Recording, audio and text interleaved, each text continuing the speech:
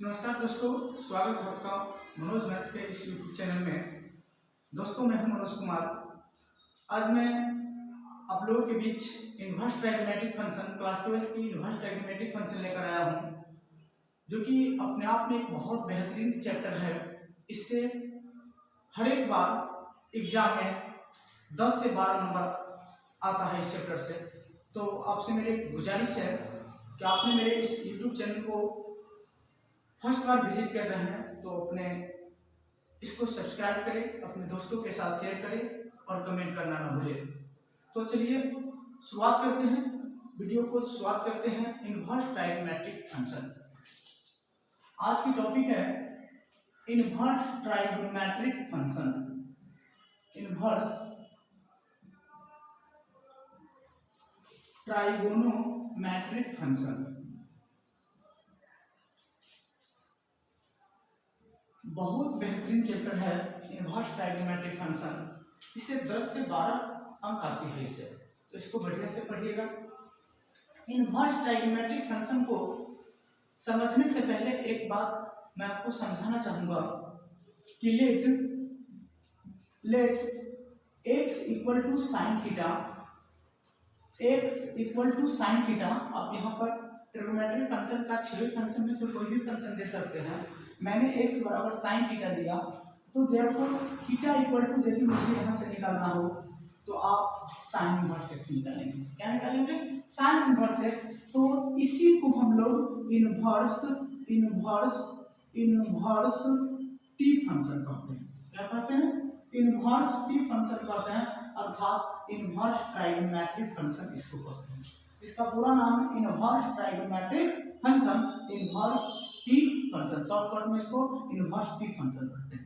यानी कहने का मतलब कि आपको यहां से ये बात समझ में आया, यहां पे रहेगा कि tan इनवर्स z बराबर थीटा, tan इनवर्स z बराबर थीटा। यहां से मुझे देयरफॉर z बराबर निकालना है, तो इनवर्स इधर जाएगा तो क्या बना लेगा? तिरको बना लेगा। तो यहां से z बराबर क्या दे दिया? tan theta.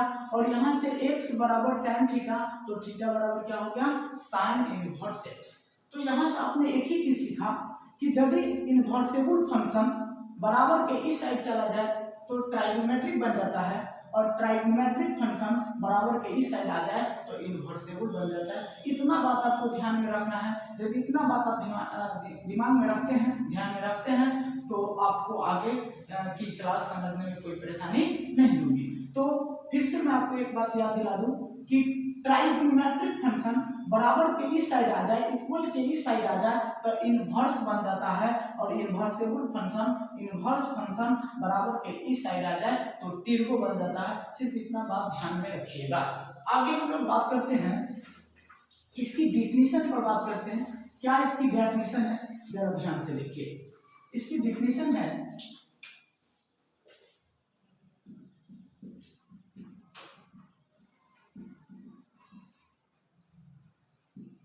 इसकी परिभाषा पर बात करें, इसकी डेफिनेशन पर बात करें तो कहा कि let x be the any real number, x be the any real number and theta be the any angle,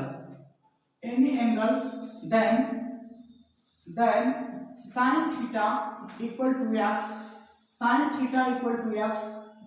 therefore sin theta equal to x,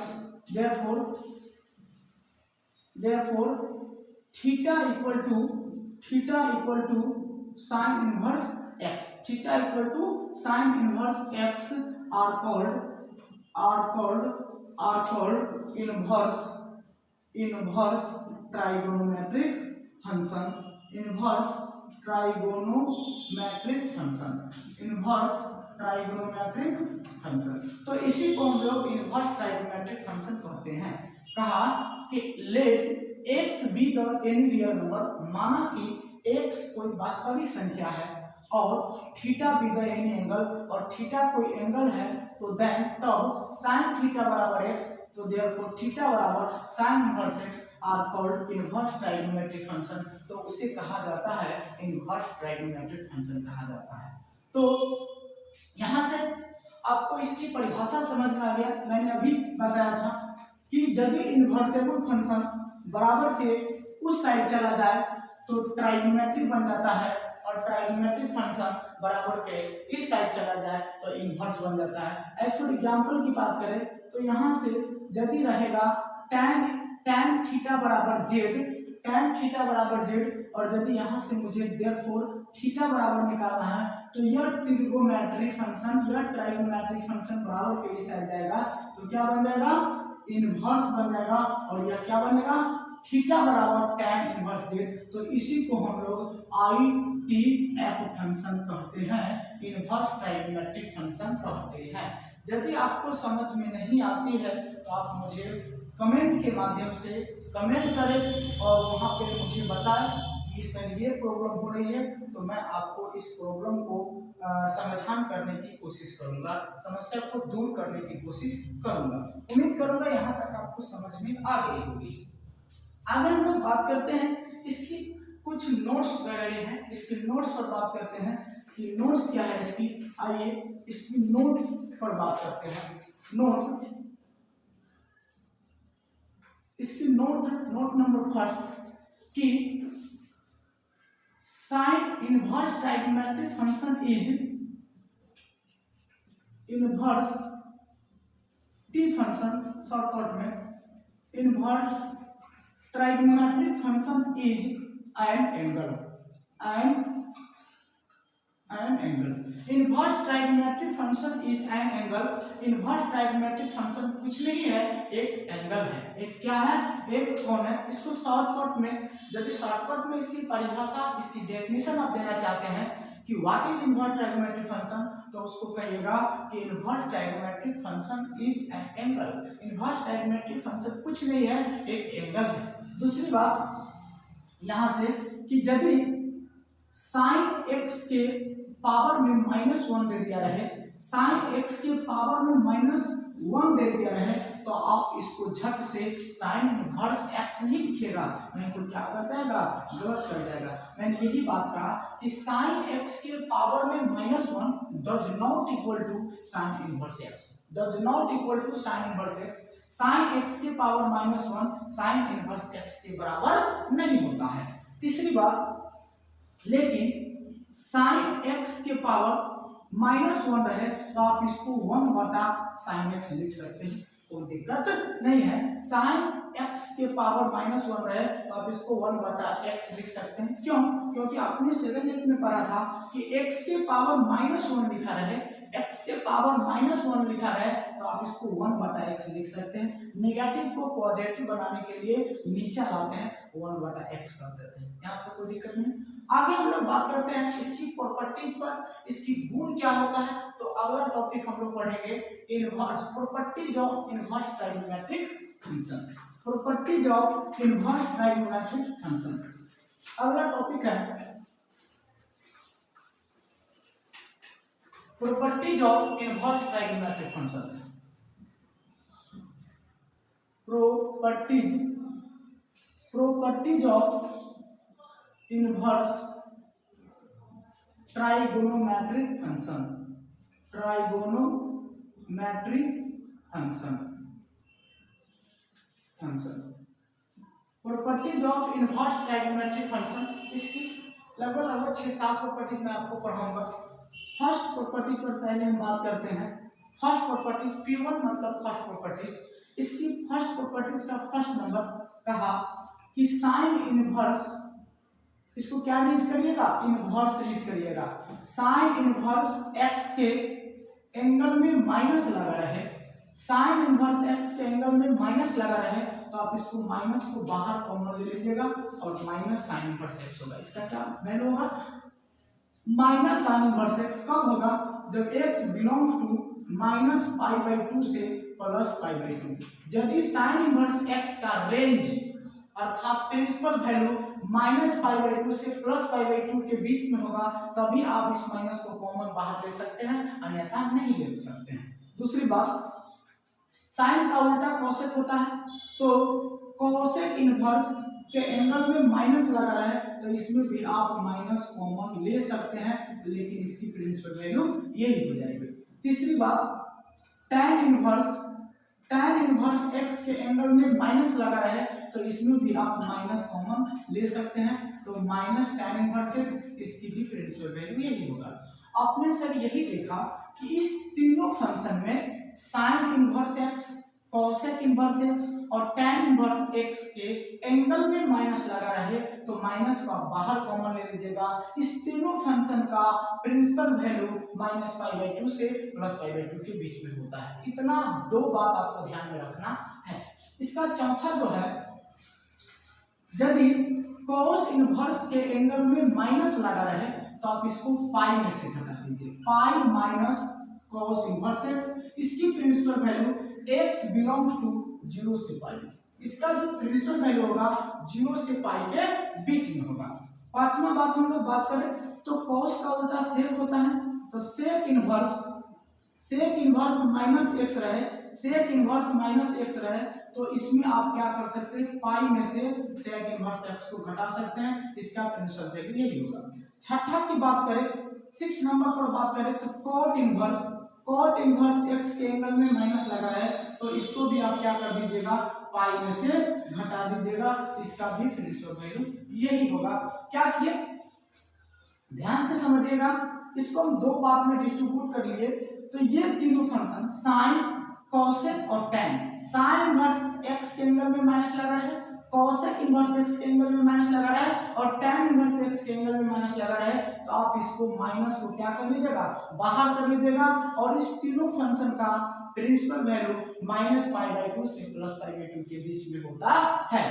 इस तीनों फंक्शन की बात करें, cos inverse x, sec inverse x और cot inverse x, इस तीनों function की बात करें तो हम इसको पाई में से घटा देते हैं, जो फंक्शन रहेगा वही घटाइएगा, जो फंक्शन रहेगा वही घटाइएगा। cos रहेगा तो पाई में से cos घटाइए, सेक रहेगा तो सेक घटाइए, cot रहेगा तो cot घटाइए, सिर्फ इसी तीनों फंक्शन में, इस तीनों में नहीं, सिर्फ इस तीनों फंक्शन में, और इसका प्रिंसिपल वैल्यू, इसकी रेंज 0 से पाई के बीच में होता है। उम्मीद करूंगा ये प्रॉपर्टीज आपको समझ में आ गई होगी। इस प्रॉपर्टीज के माध्यम से एक दो क्वेश्चन आपके सामने लाता हूं, ध्यान से देखिएगा।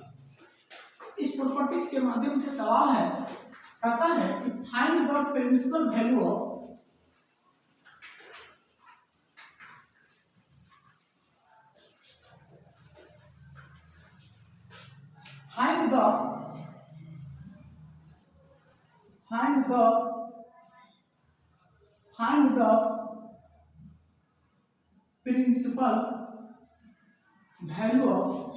find the principal value of tan inverse 1, find the principal value of tan inverse 1। इसकी जरा सॉल्यूशन करूं तो ध्यान से देखिएगा, गिवन दैट, शॉर्टकट में जीटी लिखता हूं मैं, given that GT tan inverse 1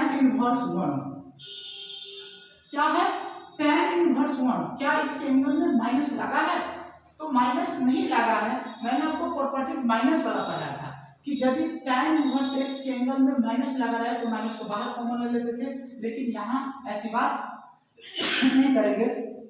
tan inverse के एंगल में 1 है लेकिन माइनस नहीं लगा रहा है, तो आप इसको डायरेक्ट देखेंगे कि tan 1 कितना डिग्री का मान होता है।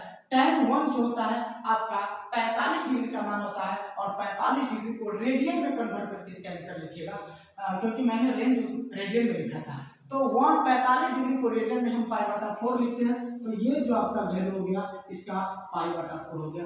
इस तरह के जो सवाल आपको है, एक दो ऑब्जेक्टिव आपसे पूछेगा, मतलब एक बोर्ड एग्जाम में, तो इसको ध्यान से देखिएगा।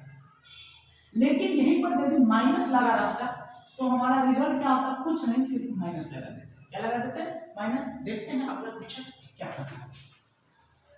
अगला क्वेश्चन है, find the principal value of sine inverse -√3/2, sine inverse -√3/2। इसकी जरा हम सॉल्यूशन करें तो जरा ध्यान से देखिएगा, इसकी सॉल्यूशन करते हैं given that sine inverse minus √3/2, sine inverse minus √3/2, तो साइन इनवर्स के एंगल में माइनस लगा रहा है तो आप प्रॉपर्टीज के माध्यम से इसको माइनस को बाहर कॉमन ले लीजिए। साइन इनवर्स अंदर में बच गया √3/2, माइनस है तो माइनस। अब बताइए साइन √3/2 कितना डिग्री का मान होता है? तो साइन √3/2 60 डिग्री का मान होता है। जाके आप देखिएगा, आपने 10th में भी पढ़ा था, बहुत सारे डिग्री का मान 0 से लेकर 90 तक का मान पढ़ा था। तो साइन √3/2 जो होता है वो 90 डिग्री का, सॉरी माफ कीजिएगा, 60 डिग्री का मान होता है। और 60 डिग्री को हम रेडियन में π/3 लिखते हैं। क्या लिखते हैं? π/3। तो इसका वैल्यू ये हो गया, इसका वैल्यू क्या होगा? -π/3 हो गया। उम्मीद करूंगा यहाँ भी आपको समझ में आ गई। अगला क्वेश्चन इसी पर है, find the principal value of cos inverse -1/√2, cos inverse -1/√2। इसकी सॉल्यूशन पर बात करें तो given that cos inverse -1/√2, cos inverse -1/√2, cos inverse है, एंगल में माइनस लगा रहा है। प्रॉपर्टीज आपने पढ़ा कि cos इनवर्स के एंगल में माइनस लग रहा है तो पाई में से घटा देते हैं, पाई में से घटा दीजिए, जो फंक्शन है वही घटा दीजिए। तो पाई माइनस cos 1/√2 कितना डिग्री का मान होता है? तो cos 1/√2 जो होता है वो 45 डिग्री का मान होता है। और 45 डिग्री को रेडियन में हम π/4 लिखते हैं। यदि इसका बटा करके घटाव करना है तो 1 नीचे देंगे, कोई फर्क नहीं पड़ेगा। 1 और 4 का एलसीएम 4 होता है। 4 में 1 से भाग देंगे तो 4, और 4 में पाई से गुना करेंगे 4π। 4 में 4 से भाग देंगे 1, और 1 में पाई से गुना करेंगे पाई। 4π में से एगो पाई चला गया तो 3π/4, यही आपकी क्या हो गई? आंसर हो गई। तो उम्मीद करूंगा यहाँ तक आपको समझ में आ गई होगी। प्रॉपर्टीज आपको 1 समझ में आ गया होगा। अगला हम लोग प्रॉपर्टी दूसरा पर बात करते हैं। प्रॉपर्टी दूसरा क्या करता है, जरा गौर से देखिएगा। प्रॉपर्टी 250, प्रॉपर्टी 2 जो है, 2 का फर्स्ट नंबर कि sine inverse into sine X रहे, sine inverse into sine X रहे तो इसका जो वैल्यू होता है x होता है। साइन इनवर्स से साइन कट जाता है, x होता है। कटता कब है? जब x बिलोंग्स टू -π/2 से +π/2 के बीच में रहेगा तो कटेगा, अन्यथा नहीं कटेगा। दूसरी बात, cosec inverse x, cosec inverse x into cos x रहे तो कोसेक इनवर्स से कोसेक कट जाता है, बच जाएगा x, इसकी प्रिंसिपल वैल्यू यही रहेगा तब। तीसरी बात, tan inverse into tan x रहे तो ये भी tan इनवर्स से tan कटेगा, बचेगा x, प्रिंसिपल वैल्यू यही रहेगा तब। चौथी बात, cos inverse into cos x, तो cos इनवर्स से cos कट जाता है, बच जाएगा x। कब? जब x बिलोंग टू 0 से π, 0 से π के बीच में रहेगा तो कटेगा, अन्यथा नहीं कटेगा। पांचवा बात, sec inverse into sec x, तो सेक इनवर्स से सेक कट जाता है, बच जाएगा x, एंगल जो बचेगा वो बच जाएगा। कब? जब इतना रहेगा तभी काटेगा, नहीं तो नहीं काटेगा। छठा बात, cot inverse into cot x रहे तो यहाँ भी x बचेगा और प्रिंसिपल वैल्यू ये तीनों रहेगा। मैंने इससे पहले भी आपको बताया था कि sine inverse x, cosec inverse x और tan इनवर्स x का प्रिंसिपल वैल्यू -π/2 से +π/2 के बीच में होता है। cos inverse x, sec inverse x और cot इनवर्स x का प्रिंसिपल वैल्यू 0 से π के बीच में होता है। उम्मीद करूंगा यहाँ तक आपको समझ में आ गई होगी।